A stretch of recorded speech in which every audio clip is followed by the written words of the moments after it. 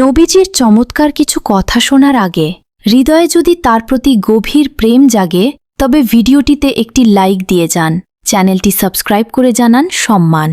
একদা আবু জাহেল এসে রাসূলকে কয়, মুহাম্মদ, তোমার চেহারা তো সুন্দর নয়। নবীজি মুচকি হেসে দিলেন, সায়, তুমি ঠিকই বলেছে, বললেন শান্ত কথায়। ওমর রাদিয়াল্লাহু আনহু এসে তবে প্রতিবাদ করে বললেন, চাঁদের চেয়েও রূপ আপনার ঝরে। নবীজি তখনও বললেন, ঠিক বলেছ তুমি, যার চরণে ধন্য এই ধরনীর ভূমি। আবু বকর রাদিয়াল্লাহু আনহু তবে শুধালেন বাণী, দুজনকেই ঠিক বললেন কেন হে গুণী? নবীজি দিলেন তবে এক মহান উত্তর, মানুষ দেখে তাই, যা আছে তার অন্তর। মানুষ তো এক আয়নার মতো ভাই, নিজের ছায়াটি অন্যের মাঝে পাই। সৌন্দর্য তো আসলে হৃদয়ে বাস করে, সুন্দর মনই জগৎকে সুন্দর দেখে চিরতরে।